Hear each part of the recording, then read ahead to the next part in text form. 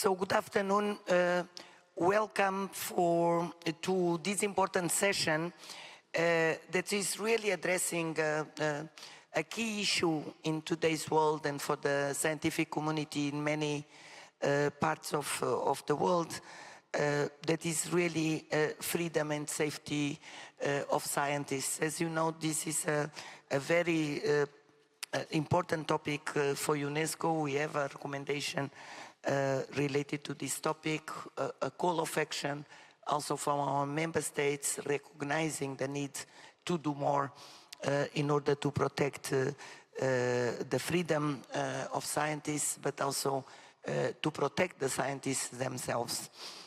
And really, I think I'm very happy to be here with you today with the wonderful panel composed by several voices, several stakeholders that have a play in this important topic. And really why this emphasis on protecting the intellectual autonomy of scientists? First of all, from our view, is a foundation of open and transparent science ecosystems, and the key for consolidating trust in science, a topic that has been very central in many panels discussed. How can we guarantee or strengthen the trust in science? We also believe that if we don't have this transparency, this autonomy, it's going to be very hard for policymakers to take science advice as an independent advice, and therefore we are also losing the opportunity to influence decision-making at highest level. Also, when the critical voice of scientists are silenced, our society's ability to produce relevant and unbiased knowledge, to think critically and to distinguish true from falsehood is also undermined. So we are not only protecting the scientific community by protecting their autonomy, by protecting themselves, but we are also protecting the critical ability of society to really critically understand what is in the table and separate what is truth from false and fake information. We also believe that when the scientific community is depreciated or worse, destroyed, as it happened in many places, our society's long-term ability to recover and grow is jeopardized. And we have seen again that in many parts of the world, where a strong attempt to destroy the scientific communities and scientific ecosystems really take away the possibility of countries and societies really to grow and to recover from those pressures. Available data is telling, because 22% of survey participants reported receiving threats of violence after engaging with the media on COVID-19 related topics in 2021. Likewise, 39% of respondents to another survey indicated that they had faced online harassment or abuse connected to their climate research. Women scientists remain particularly vulnerable, often encountering sexual harassment in the workplace, and the risks faced by researchers working in conflict zones, as you know, remain an often overlooked issue. In response, UNESCO member states launched in 2023 a program to promote scientific freedom and safety of scientists. This initiative builds on the UNESCO 27 recommendation on science and scientific researchers, which frames science as a driver of human well-being and shared prosperity, and not just as a source of growth and productivity. The call to action on the freedom and safety of scientists, co-sponsored by 6 countries in March, along with a focused commitment in the recent UN Pact for the Future, underscores, therefore, UNESCO leadership in championing this cause. It is important to highlight the connection between intellectual autonomy and open science, as emphasized in UNESCO 2021 recommendation on open science. The International Decade of Sciences for Sustainable Development, starting this year, so from 2024 to 2033, will be instrumental in driving this agenda forward. To turn this vision into reality, we must work collectively across sectors and disciplines. We need coordinated and coherent action from governments, scientific institutions, and civil society at the national, regional, and international levels. Together we can create an environment where scientists can improve freely, innovate freely, and their safety and rights are protected.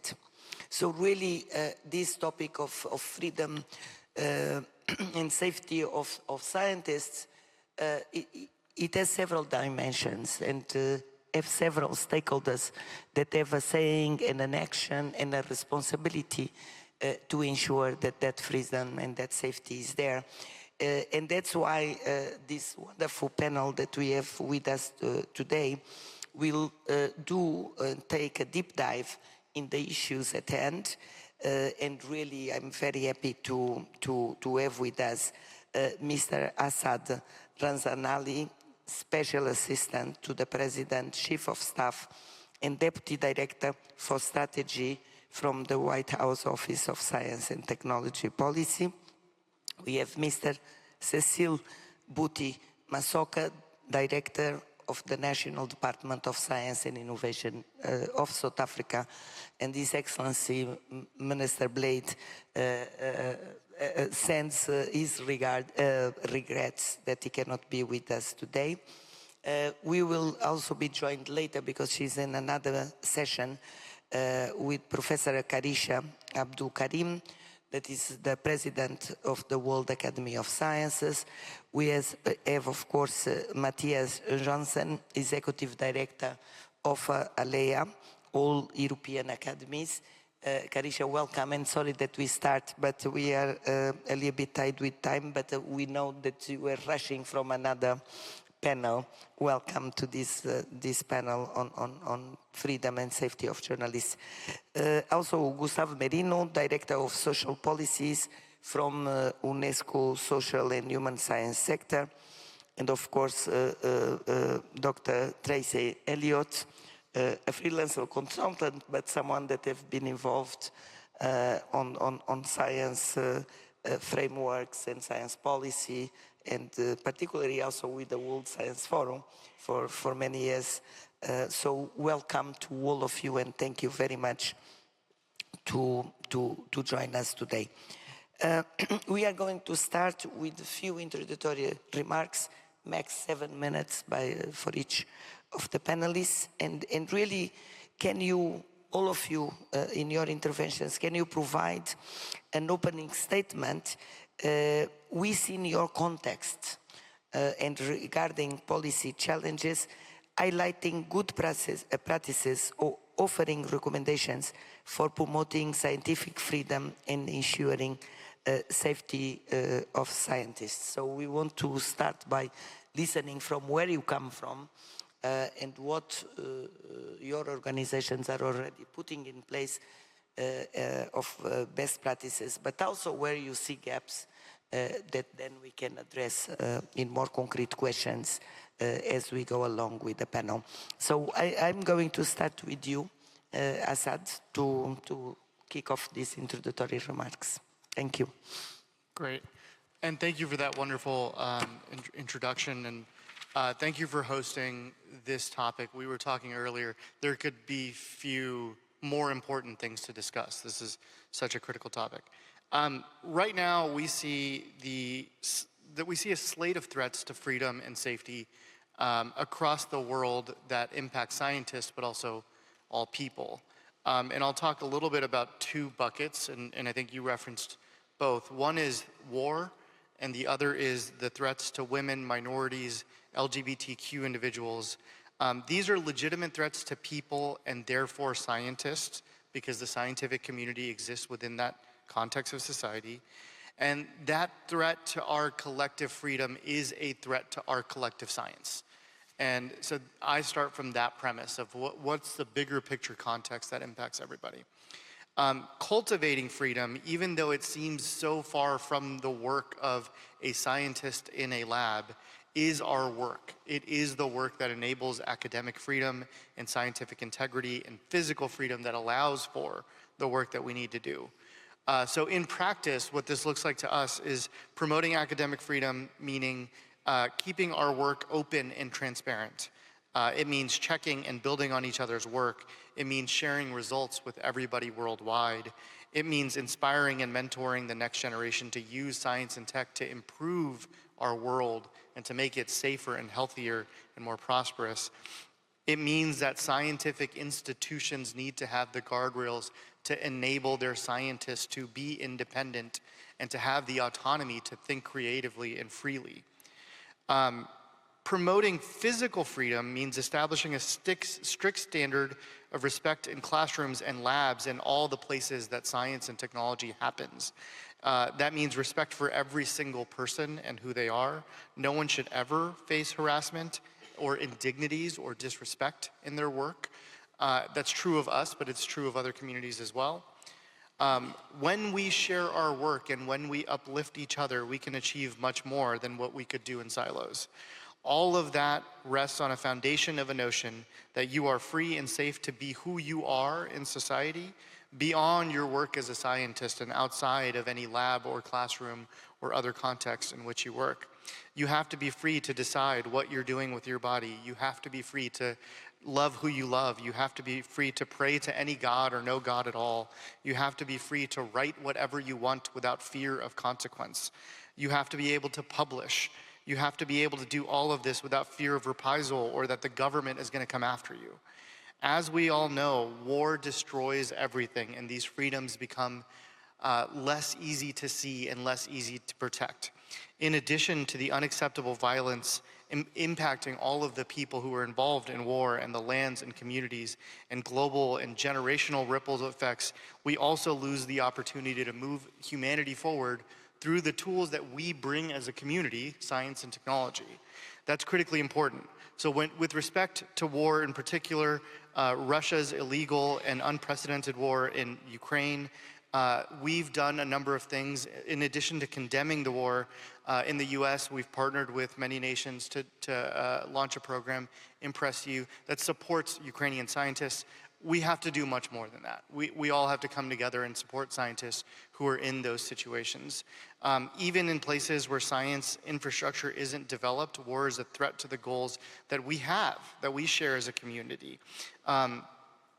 It's hard to see victims of war being able to do the science we want when they've fled their homes and research communities where they otherwise might be discovering the next vaccines for diseases we suffer from. It's hard to see these victims of war when conducting the science, when they're in refugee camps instead of possibly working on the next climate solutions. And it's hard to see these victims of war doing the work of science when they're suffering instead of pursuing dreams to study clean energy or to inspire the next generation of scientists. And so my call is our work is much deeper than what happens on a bench or at a lab. It's the work of freedom, and that's the work of society, but we're members of that. Again, thank you for hosting this, and I just wanted to start with those thoughts. Thank you very much, Assad, and I think you set the stage in two important aspects. One is the effects of war and conflicts, and in many cases also of natural disasters.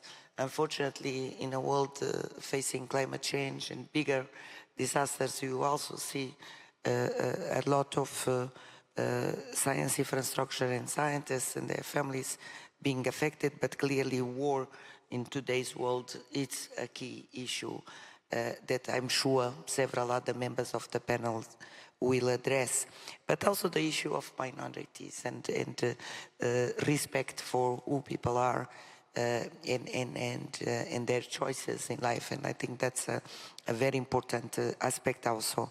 And you didn't dwell too much on the topics, but I hope another colleagues will bring that, because there are also some topics that researchers working on those topics, they are more prompt to get arrested or even violently assault by people. But I will go to Sally. Sally, you come from a different region with different experiences, but with the same, probably with the same kind of challenges. So you have 7 minutes for the first speech. No, thank you very much, and good evening, everyone. I think you did mention the issue of researchers and scientists that are operating in conflict zones. Assad also mentioned that challenge, but I think people who were in today's morning session, where the Minister of Science, Technology and Innovation from South Africa mentioned the need for the global action against and pronouncement against the genocide that's happening in Palestine is quite critical to preserving the scientists that are operating in those spaces. But what he didn't mention further is that as South Africa, we have issued out a call, a research call between South Africa and Palestinians in the diaspora to continue collaborating and preserving their dignity in practicing science, technology, innovation, and research. Now, in the South African context, there's a lot of freedom that we provide, and the safety that is sort of guaranteed from the government for our researchers and scientists to pursue their activities in research and innovation. But what is also important is that there is some level of responsibility that gets attached to these freedoms. It's not a blanket check. And for us, we're looking at the genetic modification of plant genes for profit purposes has contributed to global poverty and food insecurity. I remember when I was growing up, if I threw a tomato in my yard and then it starts raining, in 3 weeks or 2 weeks, I'll be seeing the plant growing. If I do that with genetically modified tomatoes now, I'll never see the growth of those plants. And that, for me, it means we're contributing in one form or the other in terms of the science that we're practicing towards food security challenges, especially in the global south. The third component, maybe that I would like to mention, it's also the safety of the global south scientists against the global north mainstream media. Professor Karim and her colleagues in South Africa during the COVID and with partnering with international researchers discovered a variant, a new variant in South Africa through their research activities. Now, the reporting at a global stage says that is a South African variant. Now, it means there's no respect for the type of work that is done at a global south level in terms of expertise and excellence in science, to the point of attaching the variant to a specific country without recognizing actually that it's a variant identified and discovered by the excellence and expertise in the global south researchers. So you have a challenge where the safety and the labeling and the tags that are attached to global south researchers immediately hampers them operating at a global stage and expressing or even sharing some of their discoveries. Now, going back also to this issue of conflicts and scientists operating in conflict areas, what the minister didn't also mention is that it's not only Palestine genocide that is actually happening. We also have a series of other wars within the continent. The instability in Sudan, what we see in the Democratic Republic of Congo, with proxy wars that are happening to destabilize these countries so that people can have access to critical mineral resources. indirectly also means the challenge for the researchers to be able to participate meaningfully in the science enterprise. And for us, it's much broader and bigger than things that are reported in the mainstream, but there are others that are actually happening and they're not properly covered. And that in itself is also a challenge because it's similar experiences and challenges and similar safety issues that are actually need to be addressed in that particular space. And then lastly, of course, it's the issue of professional pressures that emerging young scientists and researchers are experiencing, either in the lab or even outside. And now with the social media, I mean, this is what you mentioned, that expressing opinions also attracts not only the attention and appreciation of an intellectual conversation, but the actual attacking and classifications of people, especially women, especially people from different groupings and so on. So that in itself, it's also something that we think is a challenge, but from where we are sitting as South Africa, we think that this is one of the topics that we will want to continue engaging in, not only at the African level, but also at the global level. Thank you. Thank you very much, Cecile, because I think you did brought another perspective, and my colleagues in UNESCO, they know that coming from the South, I always say the first freedom that is taken out of African scientists is the possibility to do top science in Africa, because we don't have the funding, we don't have the research infrastructure, and we have to move out of our countries to become top scientists. So the conditions and the levels of investment on science infrastructure, on science programs in many countries in the South prevent scientists from those countries to really develop their science in their countries. And I think that's an important aspect. You also mentioned other wars, Palestine, but also national instability.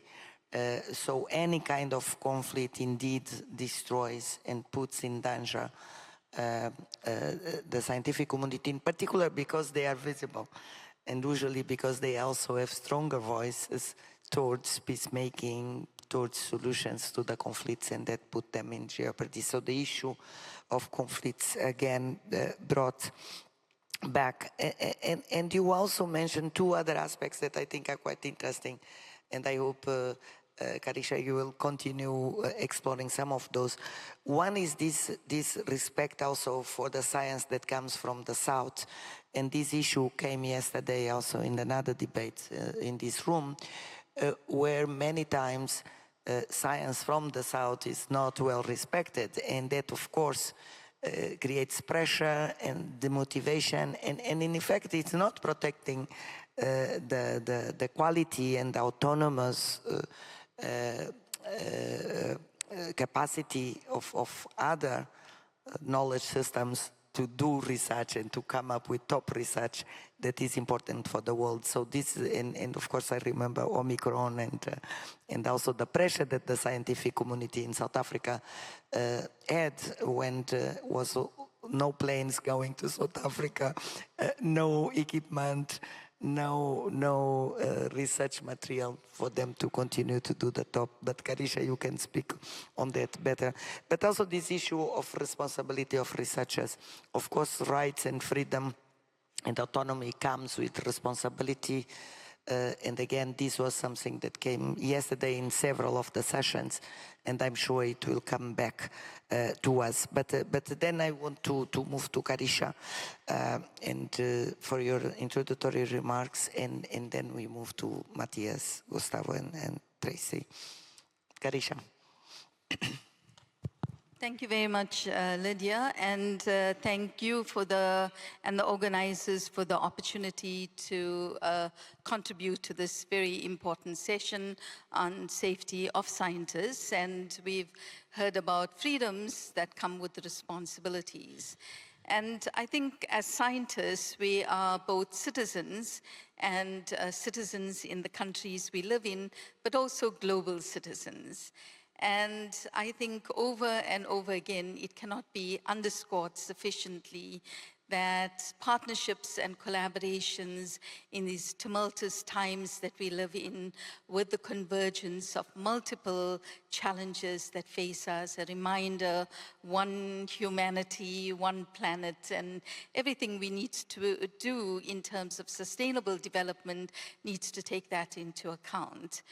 Now, having said that, we do understand, know, and appreciate that there's asymmetry in the knowledge generation process, and huge divides and capacity, skills, and ability to respond between the global north and the global south. And the World Academy of Sciences has been playing a very important role with the vision of its founder, Abdus Salam, 40 years ago, having been established as a young academy.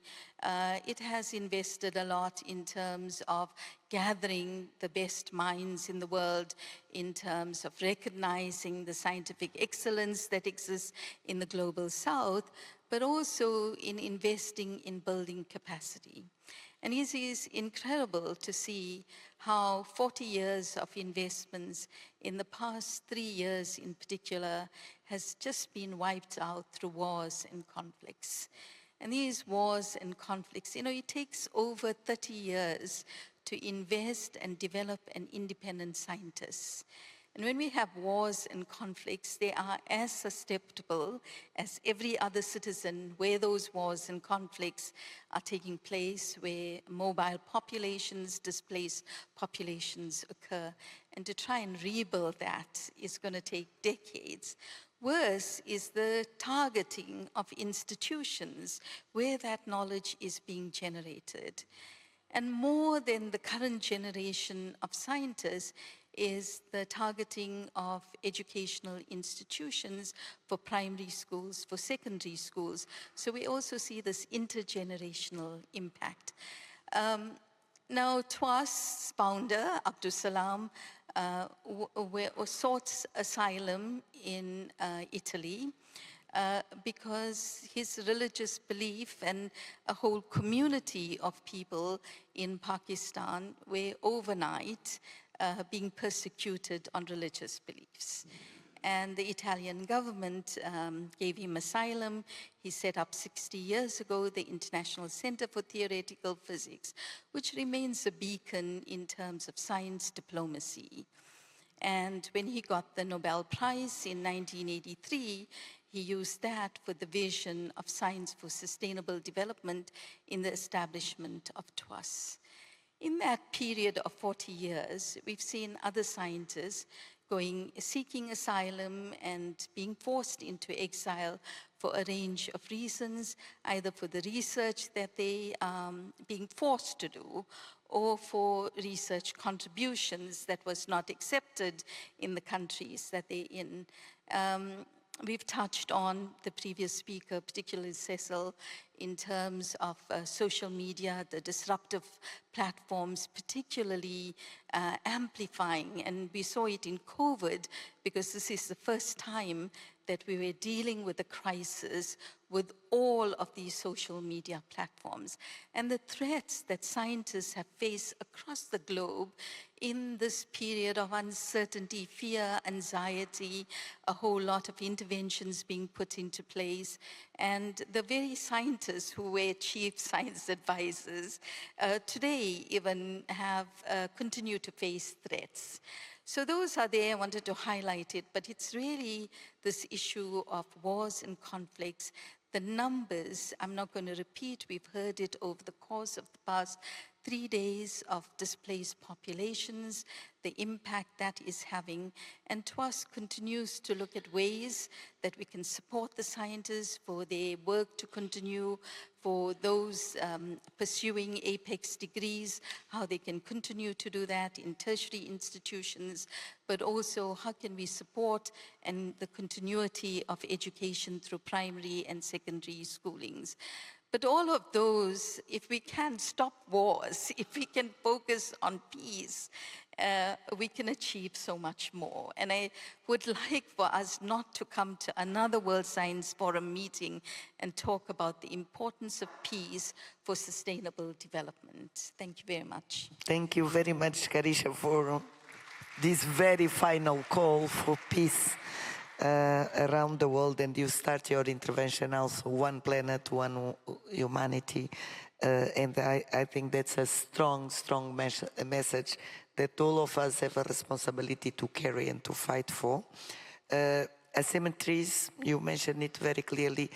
Also the vision of Professor Salam and the beautiful work that WAS is doing, and we are very proud also that WAS is part of UNESCO, but also that we are working together with the members of TWAS on science in crisis, and Cecile, as I mentioned to the minister yesterday, we will be working also with South Africa to see how can we indeed augment even what the efforts that South Africa is already doing. But I think we need to join all of us efforts to work in the same with Ukraine. UNESCO has been working closely with the Ukraine scientific community and even doing some evaluation of the impact on the infrastructure and how can we then prepare a post-war recovery, because a lot of the infrastructure has been destroyed as well as in Palestine. But you brought again social media, fake news, hate speech, something that is quite important. But now I'm moving to Matthias, and Matthias, again, you are also related to academies and the work that academies do. So tell us what Alea is really bringing forward and what are the experiences. And if you want to speak from there, I think it's okay.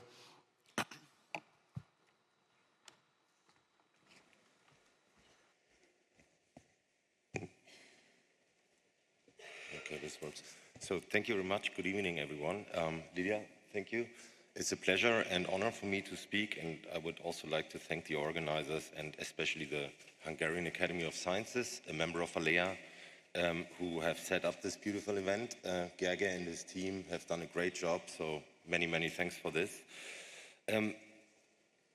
Karisha opened the last session 2 hours ago with a statement saying that probably we would all need some rest after a very dense program, and I do think it has probably not become better. And this is also not the lightest topic one can discuss, but I hope I can contribute a few points that go maybe a bit in a different direction than before. And I think the title already tells a bit that there are at least two dimensions. One is freedom, the other safety. Of course, they are interrelated, but I do feel that there's a wide range what that could mean in terms of a fundamental existential threat to lives of scientists, up to maybe on the other range that through funding limitations, not every scientist can maybe study what they actually want. But these, I mean, it covers both, but these are very different levels. You asked about ALEA, just maybe basically why is that important for us? I mean, I principally feel it's important for any organization operating at the interface of science, science policy, or science and society. So in our case, we have embedded this topic as one of our strategic priorities, defending academic freedom and trustworthy science. In the interest of time, I will not say much about the organization itself. It has members, academies as members. It goes beyond the EU, so it does cover also countries that are not part of the political union. It follows the Council of Europe concept that is more a cultural and geographic view on Europe. And thus also includes countries that may face difficulties in this context more than stays in the EU. So it's a broad topic, and it's extremely important. So, I mean, there are some basic rules, I would say, that we would all agree on. Groundbreaking research depends on the ability of scientists and researchers to work without undue external interference. I think this has been repeated throughout the day. It has to do with the trust in science, and the second point here also mentions this, so that it's vital to ensure also scientific quality and to maintain this trust in science and the institutions that represent science. One aspect I think that is maybe more important for Alea in that topic is the institutional autonomy. That's the role of institutions. We have been focusing on researchers, rightly so, but we also heard that institutions play a major role. Lydia mentioned it in a different context. Often we jump from the individual researcher to the highest policy level, but there are institutions in between, and Alea is one of these. In principle, the rights of academic freedom as a fundamental right are enshrined in a number of charters, including in Europe, the EU Charter. Democracies have national legislation covering this aspect, but still, also in Europe, there are threats to academic freedom, both of scientists, and institutional autonomy is under threat still around the globe. Just I will say a bit more about Europe because I was also basically invited to provide a European perspective. But of course, the issue is extremely global. But so looking at the global reference framework, I will not go into detail because Gustavo will speak after me and he's from UNESCO. He will certainly say more about that. In Europe, those of you who don't know, there have been some major agreements at the high political level.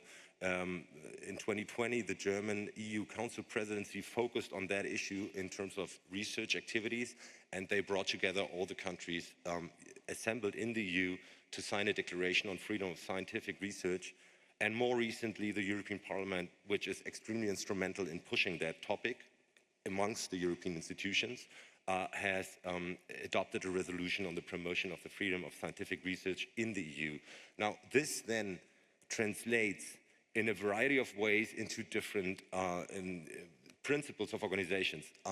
For example, the ISC, proud co-organizer here, has embedded it in its statutes. No? So we have here also, I will not read these, but what it shows is that this repeated aspect that freedom comes with responsibilities can be clearly found here as well. So there are a number of aspects that need to be considered when we talk about freedoms and responsibilities. The other point I would like to mention is that I think it makes sense to look at the different levels of actors. Because if we look at measures, it's really important to specify what are we actually targeting. And that could then also mean who can do what. We have to work together, but not every actor can do similar benefit for those who have needs.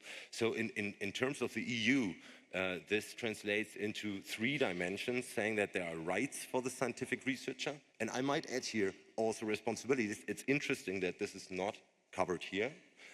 Secondly, the scientific research organizations carry obligations and have rights, and the public authorities have obligations to guarantee this at the level. Now, a little bit on Europe. As I said, Europe is not flawless when it comes to academic freedom, although challenges in the global south are probably more existential, with one exception, as we know, especially Russia's aggression on Ukraine has brought this existential threat to Europe, including to the scientific sector. And we have heard a bit about some initiatives here. Assad made a comment to this. So I can maybe say a few words about that later. Alea was involved in that. So how can we, and I'm now talking about organizations like Alea, face these challenges, and other actors can do other things?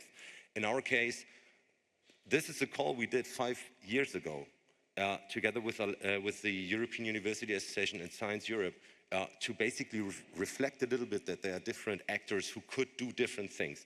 Now, I think we could republish it today in the very same thing. It's a little bit the same what has been said by Karisha, so probably in 2 or 3 years we might still need to publish these calls. I have felt a bit of frustration over today where many statements said, this is very high level, there are so many principles we can all agree on, we need to put words into action. So here was the attempt to call the right actors how they could do this and how to do it, and I think there's still a long way to go. For organizations like Alea, what we can do is I think we should strive to raise awareness, to work together with others, to make, at least to point to those problems. It's important that these problems are seen. Those, in our case, institutions, and we don't have to look very far, being in this city, to witness some examples of political pressure in the past few years, it's extremely important that the scientific community internationally provides support, solidarity, and points to these issues so that they do not go unnoticed. Finally, providing solidarity and support can, on the individual level, can be extremely concrete. In our case, just a few weeks after the Russian attack, we worked together with the Breakthrough Prize Foundation in the US, received a grant, and at a very high speed, I think, established a funding program that basically had two aims. One was that the displaced scientists from Ukraine could be funded to be hosted by institutions in Europe. And the other one was to provide direct support to Ukraine to make sure that people could continue their work despite warfare conditions. I think one final word here, you can see on the right-hand side, it's not only about the support. I think when it comes especially to Ukraine, but also other areas, it's not only about supporting, it's about learning how to best support these research systems. And one major issue was to think about ways of not intensifying, for example, brain drain, to make sure that people return, to make sure that what they gain from our support would help on the long run to rebuild the Ukrainian science system in a hopefully soon peaceful and independent Ukraine in the future. Thank you. Thank you very much, Matthias. And again, you brought quite a few interesting aspects that were not there before. And I think this idea of the different actors, both on the exercise of rights, but also of guaranteeing those rights in place, and also the obligations that also change from actor to actors, and also the role of academies. And it's quite interesting what Alea is already doing also. And also in Europe itself, monitoring the level, because it can change quickly and can be different from country to country. And of course, I like this idea, and Carisha mentioned that the right to science education and training, the right to do research, and the right to do so in a open and transparent and autonomous way. So I will pass now to my colleague Gustavo, that will also speak a little bit more about what UNESCO is doing and how we are collaborating also with other partners. Gustavo. Thank you very much, Lydia. Good evening to all of you. The topic could not be more timely.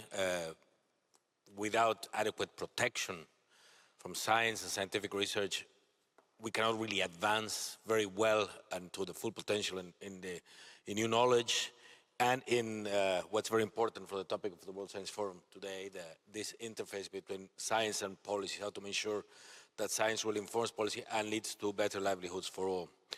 And so I very much appreciate the insightful remarks by the colleagues, by the other panelists on this topic. And indeed, the scientists can face threats from everything from physical violence threats to online threats to slap suits to damage to the reputation to lack of funding or withdrawal of funding. And indeed, some colleagues made us think of some other ways that limit, for example, the liberty of some scientists to really be top-notch because of the conditions in their own country. And if UNESCO takes this very seriously and launched the program that Matthias was referring to, and launched in 2023, a program for scientific freedom and safety of scientists. And this builds on the 2017 recommendation on science and scientific researchers, which is a normative instrument that frames science as a driver for human well-being and shared prosperity, and not just as a source for growth and productivity. And the call to action on the freedom and safety of scientists, which was co-sponsored by 60 countries in March this year, along with a focused commitment in the recent UN Pact for the Future, underscores UNESCO's lead in championing this cause. And as a result, we have UNESCO's program and dedicated call to action on the freedom and safety of scientists that puts, I think, in a right path. And of course, Lydia mentioned earlier, for example, the International Decade of Sciences for Sustainable Development, and together with the principles of the 2017 recommendation are also a catalyst of the work of this program. Now, our initiatives will focus on 5 pillars, drawing from the call to action. The first pillar refers to engaging in an annual policy dialogue on the deployment of the program, and the elaboration of an assessment tool to help countries identify gaps and take appropriate action. This is a very useful mechanism we're using, for example, we have an assessment tool, for instance, on the recommendation on the ethics of AI to help countries identify where they're lacking, what needs to be done, and the same, of course, can be done for the safety and protection of scientists. The second pillar refers to enriching data collection by submitting national reports on the recommendation, and we're also looking into establishing and supporting a global observatory on safety and protection of scientists. Pillar 3 refers to enhancing the building of institutional capacities in Africa, leveraging the next STI strategy for Africa 2025-2034. For UNESCO, we have a priority Africa, and we really want to support the work on the protection of scientists in Africa, but also in the context that has been raised here as well in situations of emergencies and other conflicts. Pillar 4 refers to expanding the advocacy through major gatherings, such as the one we have here, the World Science Forum, and also other relevant forums like the Open Forum for Science in Latin America and the Caribbean. And of course, Pillar 5 has to do with alliances, with working with supportive institutions like those present in this panel and elsewhere on the floor. So thanks to the engagement of member states and our other partners, I think there's tremendous progress being done, but much to be done still. And we are grateful for the support on this agenda. And with your help, good advice and input, will make a difference on the ground. Thank you very much. Thank you. Thank you very much, Gustavo. And also for highlighting the 5 pillars for the call of action and how we want to make concrete actions and initiatives that can indeed allow us to monitor, to act, and to engage the different stakeholders in really protecting this. Tracy, your voice is going to be a different voice, and I'm very happy for that, so surprise us. Thank you.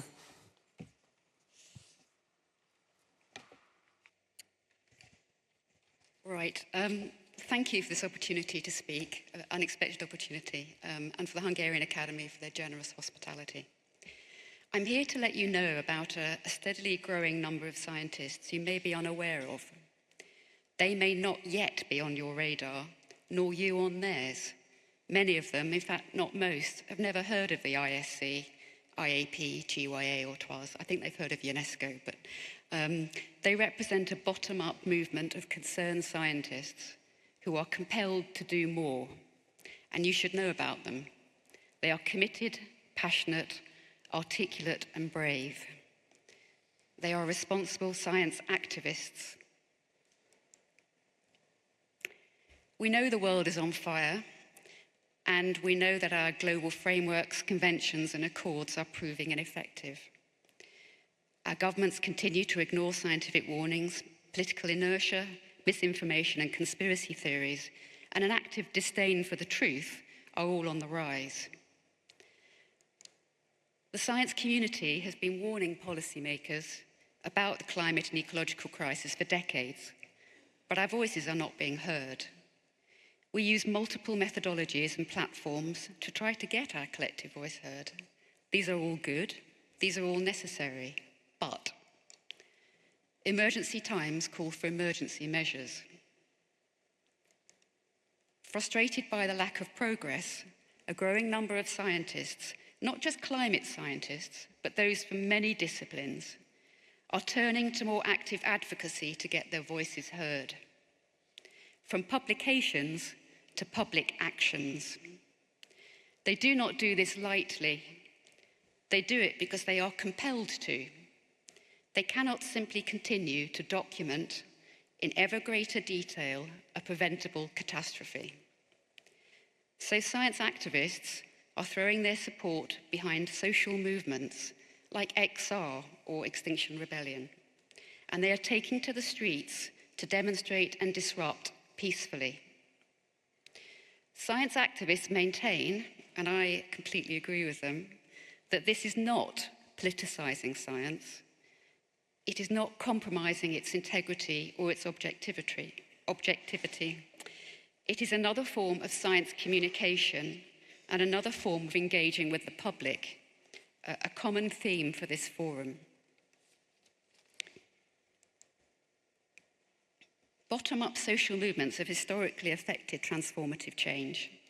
#MeToo, Black Lives Matter, women's right to education, LGBTQ rights, women's suffrage, for example. A simple act of peaceful disobedience and disruption stimulates media coverage and vital public scrutiny and debate. The IPCC itself has recognized that collective action through social movements can effect social change.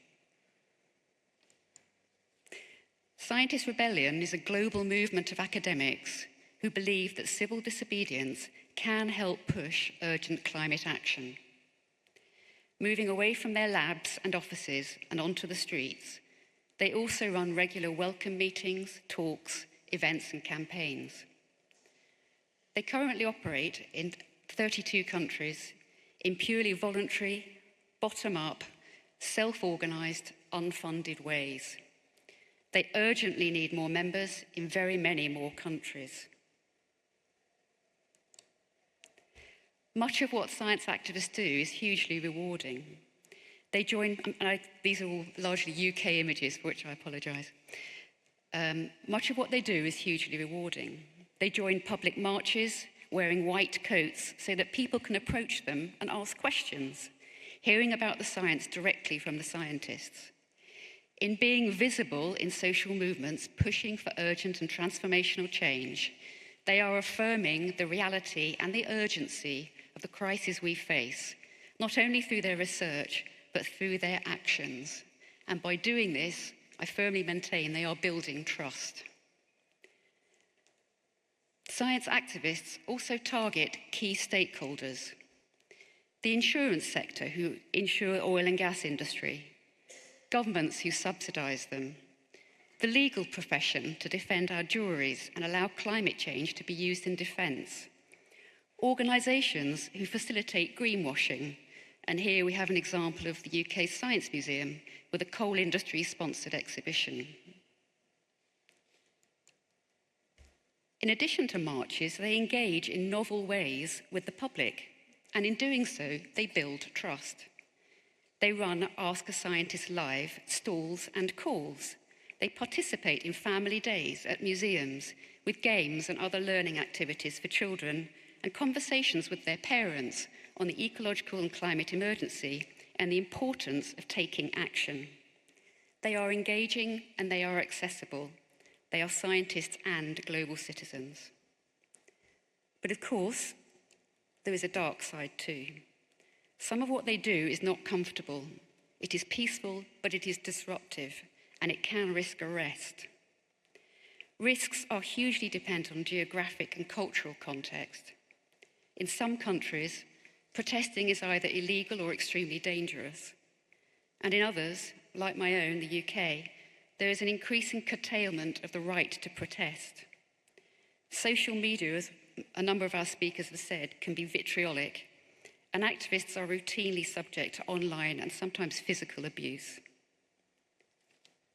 It is entirely up to the individual scientists, of course, whether or not they choose to join such movements or practice advocacy in different ways, depending on their personal circumstances and their tolerance to risk. Nevertheless, there are multiple ways in which scientists can support science activism according to their level of risk. For every one individual who risks arrest through peaceful but disruptive processes, there are many people behind the scenes supporting them, often in very discreet ways. Through research and teaching, financial contributions, endorsement and facilitation, and active participation. You are here as leaders of scientific organisations, of networks and of networks of networks. You are here as individual members of the global science community and as global citizens. You are multipliers and you can help support social movements. So I have two questions for you. To what extent have you, as members of the global science community and as leaders of its institutions, given thought to how you can support and protect scientists who feel compelled to become responsible science activists who are trying to do something beyond traditional and arguably tired methodologies. My second question is, to what extent could this type of advocacy and activism shift professional norms for science, such as becoming an integral part of research evaluation metrics? In conclusion, I would argue that peaceful, disruptive science activism is a legitimate expression of academic freedom and a vital part of the global science community's toolkit for communicating science and influencing public opinion and policy. Leadership organisations in this room should recognise and support it in any way they can, not least in terms of moral support, but also the welfare and the safety of science activists. Thanks very much. Thank you very much, Tracy, and indeed you brought another dimension to this debate, and also a group of scientists that, as you mentioned, that we are probably putting them only on the activist group without taking out their own right of being called also scientists. And I think this, again, very much linked to the topic. Because we only have a few minutes to go, I'm not going to ask you the questions that were sent to you. I think we have a much more interesting debate to go. And after you have listened to all of your ideas and where you come from in different contexts, what do you think we can do together? In particular, taking the idea of the institutional framework that was raised by many of you, what can institutions like UNESCO, like ISC, like the European Union, but also like the academies, the research institutions, the universities, what do you think needs to be done now to really push this agenda as part of building trust, but also of building science for peace and using science to build peaceful societies? So I'm going to start from the ladies first now. Karisha, I start with you, then I move to Tracy, and then we move with the other members of the panel. Thanks, Lydia.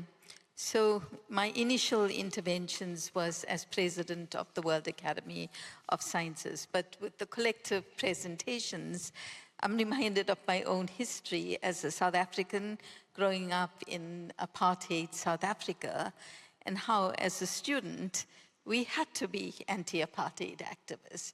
We did, when Tracy put those pictures up, thinking, oh, that was common sort of pictures. In fact, right now with the war in Palestine, we've seen the similar reactions, interestingly, in US institutions where peaceful protests have been met with the police being brought in or the army being brought in.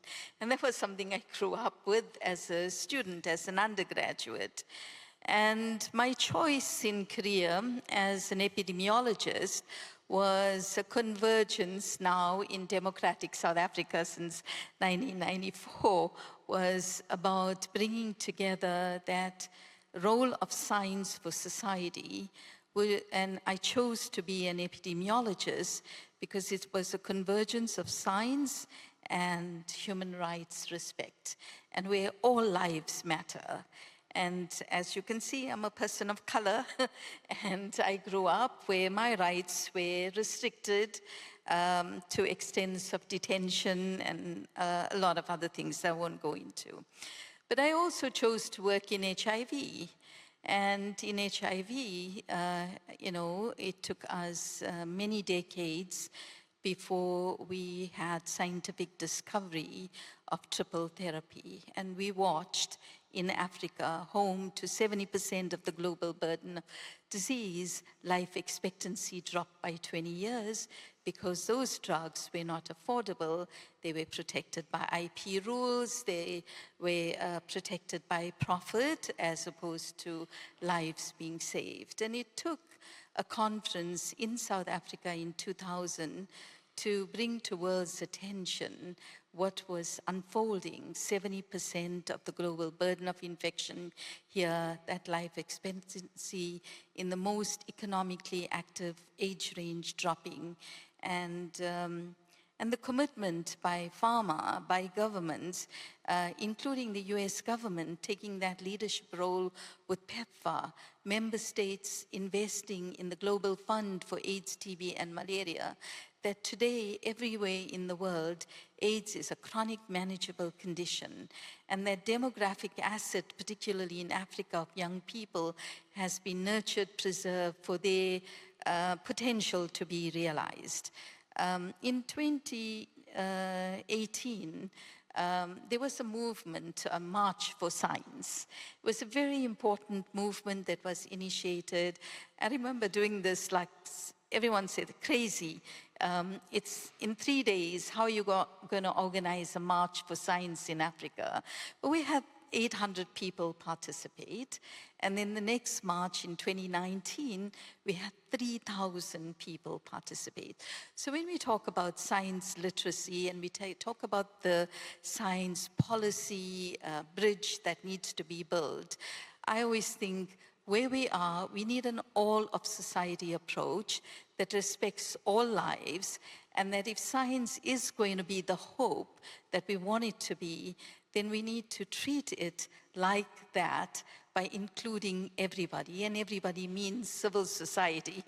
And these types of interventions that Tracy described, the March for Science that has been growing, other social movements, we've seen how social movements, unity of purpose, can bring change, positive change that benefits humanity and benefits all of us. And that's what I would say. I'm sorry, Lydia, that was a little bit longer, but it kind of took me down a journey that I had to repeat. Thank you. No, you can be long. You deserve it, definitely. Not only from all the inputs on the forum, but also I think your true commitment to science for all. And I think listening to you is always an inspiration. So sorry, I'm treating her in a special way. Sorry. She deserves Karisha for all the hard work she's doing and tough work, I would say, throughout her life. Tracy, shorter. Hi. Is this on? Yeah. Well, 3 quick things. I think whatever this, these group of organisations, whatever you choose to do, I think science activists will continue to work anyway, regardless, because they're doing their own thing in their own way. The second thing I would say is that social movements are all about solidarity. They do often engage marginalised communities. They bring a diversity of ideas and perspectives. They're inclusive, and I think we could learn from them and really be part of those movements. And thirdly, I would say in terms of we have very little evidence base on the impact and the efficacy of science activism, and that is something I think that perhaps this community here could think about, how to research that and provide an evidence base that helps the science activists further justify what they're doing, if justification were needed. Thank you. Thank you very much, Tracy. Although I would say it's not a matter if they continue or not, what we are trying to discuss is how do we open up spaces that I think that's what Karisha was putting in the table, to really have all these voices contributing to a change agenda and also to a much safer world, not only for scientists, but for humanity in general.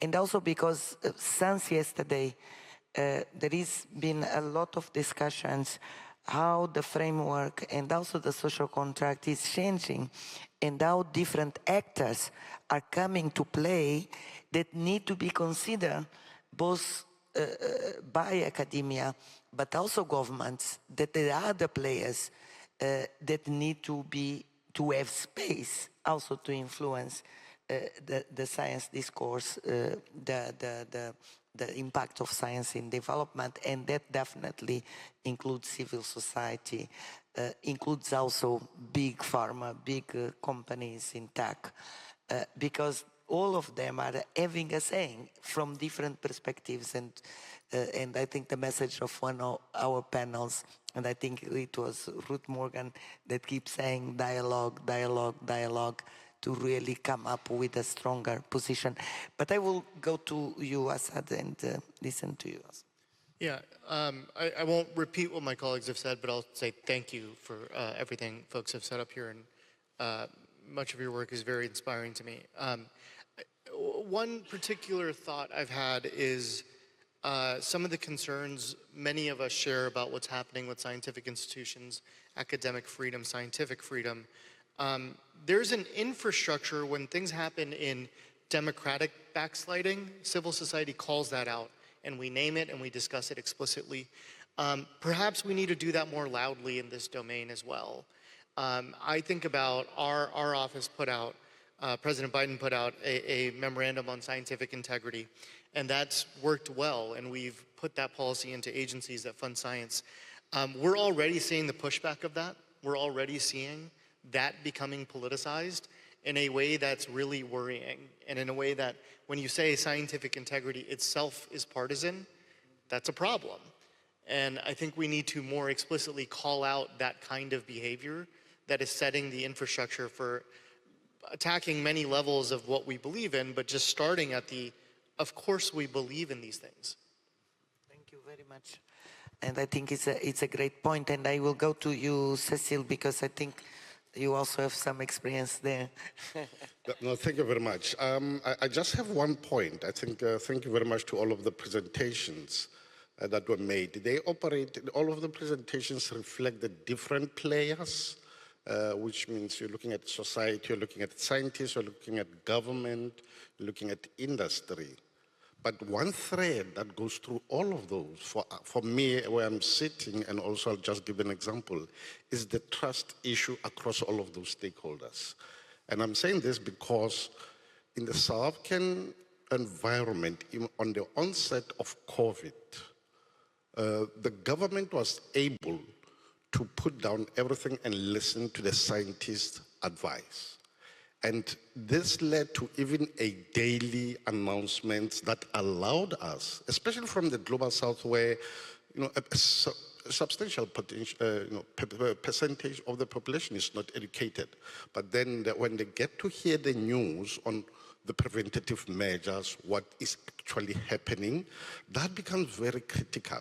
Now, the social media noise can actually happen, but the trust issue allows the real science, the real scientists in the room to stand up on behalf of government and with government, together with the social compact with society, to then deal with the pandemics or critical issues. For me, more than anything else, the whole thread across all of these actors will be the issue of trust. The trust issue. Thank you very much. And I think that's why also this session is so important, because indeed it does build in trust. And you are right, it happened in South Africa, but it happened in many other countries. I was living at the time in Uruguay, and every night and every morning we had panels of scientists really explaining how the pandemic was evolving and what were the different things that were happening. And at that time, we did a survey for young people, and a lot of young people wanted to be scientists, because they see science saving lives. And in fact, that was a message that came across a lot in the region, that science saved lives. So it inspired young people to become scientists, because they wanted also to save lives. And I think this harmonious relationship should happen not only in health crises and pandemics, but should happen also on climate discussions, on biodiversity conservation, on water management, etc., that I think that's what some of these social science movements are bringing up, saying you have to listen to science, you have to partner with science to find solutions, and I think that's a very important one. But Matthias from Aleas, what would be your contribution to this final round?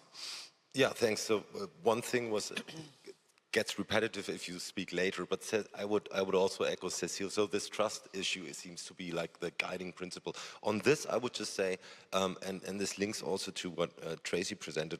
So when you ask what can be done, I think one thing is really to think of new ways to be creative and innovative in what we do as a community, right? So, and two examples, academies in Germany have started an initiative that's called Science on Marketplaces. So it's kind of strange, right? But it's against this ivory tower idea. So they just go to small villages, stand there, and I saw there was this one picture saying, ask a scientist. So it's basically that, right? That you really engage with society to build that trust, and that society also basically then understands of the values. A second, I think, very innovative thing and very related to the topic here was that scientists speaking out publicly in COVID, but also on other matters, face threats, no? And in COVID it was like extreme, probably across all countries. In Germany that led to the establishment of an emergency phone number that scientists under threat can call, where it's organized by a civil society organization and so on. So I think there are some very interesting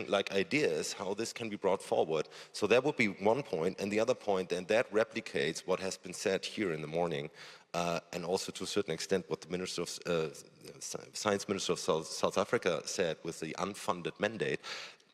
I mean, when it comes to organizations, I think much more could be done, and that needs, we need to be equipped.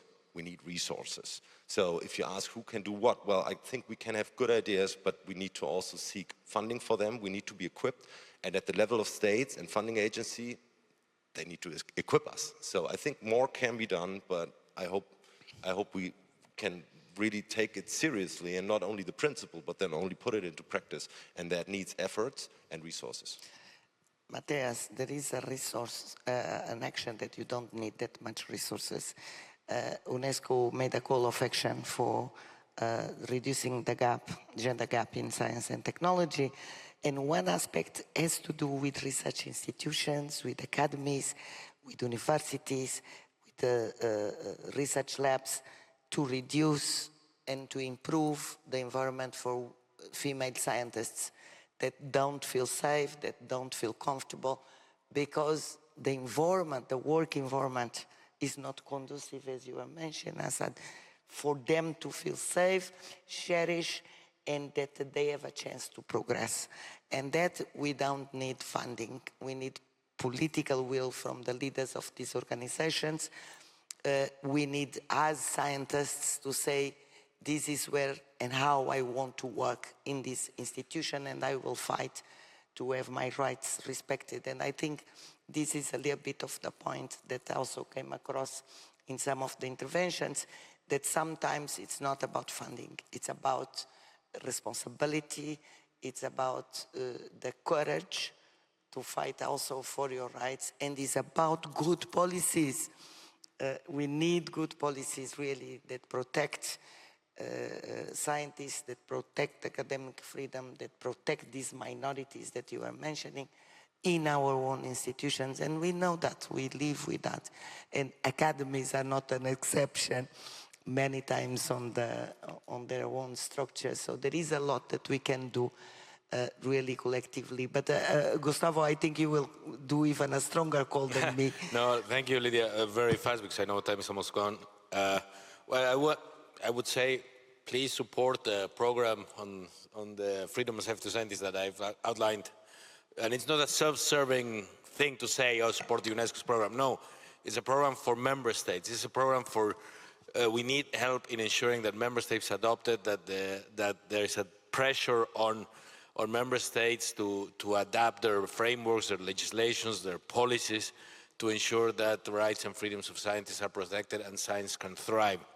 Here it's very important in that sense, something that has come across some of the comments here, or something that Sir Peter Gluckman always insists on, which is the trust in science. Indeed, we have to enhance the capacity or to get the message across. I think what the point that you were showing is very good of the science, ask a scientist, but really we are in a situation where at the same time we're losing, and COVID was a case where there was an increase in skepticism on science. So we have to find ways to enhance trust in science, and also that means improving communication. And it's not just from non-scientists to scientists, but from scientists being able to speak the language of society, to be able to make sure that people understand why their findings, their work is relevant for society's well-being. And with that, I would end. Thank you. Thank you, Gustavo, and I think it's a great call. I want to thank also the Hungarian Academy of Sciences for co-organizing with us this important session. But before I call Jan Marcos, I just want a round of applause to our panelists. Sorry that we don't have time for questions, but we are going to have a cocktail, so grab them, continue to discuss, bring your ideas, because I think it's a topic that we are just starting to discuss, and hopefully this discussion will continue in other forums that we will participate in inside our own institutions and governments. I'm really looking forward to continue to engage with you on finding ways to really make sure that this call that member states of UNESCO put forward becomes really a global call, and that we can guarantee this trust in science, but also trust in democracy and trust in humanity and in development, and most of all, the belief that it's our responsibility to have a peaceful world. I cannot give any time for questions, sorry, I'm late and I do need to go to another meeting and I'm the moderator. I'm sure you can stay in the room, but I'm supposed to give the floor to Jan Marcos, if I understood well.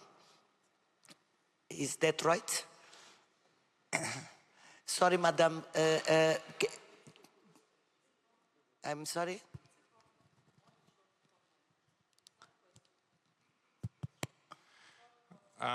It's a short comment, but what I'm saying is it's 000, and I'm already late for another meeting, and I'm the moderator. Can you stay with and do the comments without me? That's the only thing I ask, sorry.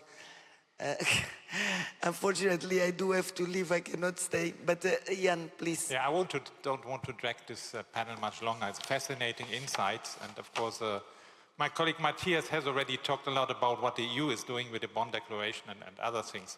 Now, let me just say one point. Freedom of scientific research is not a given. It needs to be defended, it needs to be protected, it needs to be nurtured every day, everywhere. And I think it's worrying that we're increasingly seeing politicians that seem to have the answers already, rather than being open-minded and asking the questions. And of course, politicians, and that's perhaps the shocking news, they can ignore the evidence. They have the right to do so because they are elected. But when they do so, we should hold them accountable. That's how democracy works, and we should hold them accountable. So that we can really have this dialogue in society. But the foundation for this is the freedom of scientific research and the freedom of expression. Thank you.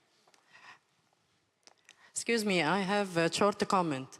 Loss of freedom not only because of political situation, but also because of the dictation of the funders.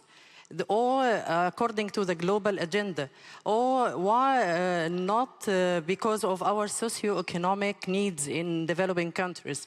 So that why all researchers should work on definite topic other than the other topics. We have to work according to system built from bottom up, where the civil societies should be heard, the scientists should be heard, and also the industry must be involved. Managed by good system of research management, so that loss of freedom not only because of political situation or democratic situation, but also because of dictation of funders. Thanks.